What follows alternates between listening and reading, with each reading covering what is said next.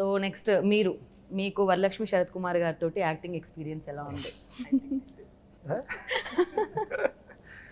Wonderful అండి. అంటే first నాకు బిర్యానీ తెప్పిస్తా చెప్పాను. బిర్యానీ తెప్పిస్తా చెప్పాను. సరిపోద్దా? సరిపోదా బిర్యానీ? ఇంకా వేరే ఏమన్నా? అది నెక్స్ట్ మంత్ ట్రై చేసుకుంటాను. ఆయనతో ఏదో డీల్ పెట్టుకుందండి, సాయంత్రం కాగానే ఏంటి అని ఒక డీల్ పెట్టుకున్నాను. అంటే ఇప్పుడు ఆ డీల్ మీకు ఎక్స్ప్లెయిన్ చేయలేదనే కదా మీకు ఆ జెలసీ, అంతేనా? ఎక్స్ప్లెయిన్ కాదు, అసలు డీల్ ఏంటో మరి క్యూరియాసిటీ, జెలసీ ఈ సినిమా శబరి ఎలా క్యూరియాసిటీ క్రియేట్ చేస్తుందో అట్లే మన క్యూరియాసిటీ. సాయంత్రం ఏంటి ఏమి ఇస్తా అన్నారన్న క్యూరియాసిటీ ఒకటి ఉంటుంది. నాకు అర్థమైపోయిందండి వీళ్ళిద్దరి వర్కింగ్ ఎక్స్పీరియన్స్ ఎలా ఉంది అనేది ఇక్కడ మాట్లాడుతుంటే అర్థమైపోయింది. సో మీకు కొన్ని క్వశ్చన్స్. సో శబరి మూవీ మొత్తం కూడా మేడంతో కలిసి వర్క్ చేశారు కాబట్టి ఆల్రెడీ ఆన్సర్ చేశారండి, నాకు అర్థమైపోయింది. మీరు మాట్లాడుకునే ఆ విధానాన్ని బట్టి నాకు అర్థమైపోయింది. సరే, సో మీకు కూడా క్వశ్చన్. స్టార్టింగ్ భయం వేసింది. ఎందుకు?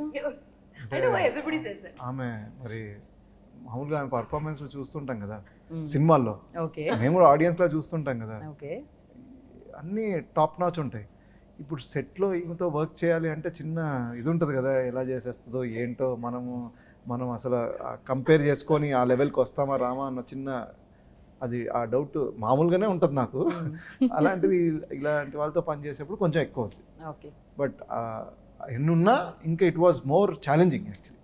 అంటే తను ఎలానా బాగా చేస్తుందని తెలుసు, సో మనం కూడా బాగా చేయాలి, లేదంటే అవుట్ కనపడం ఇంకా మనకి ఎవడు మనని చూడ్డు అని కొంచెం మనం ఇంకెక్కువ జాగ్రత్త పడి చేస్తాం కదా. So it was challenging and it was wonderful. Okay.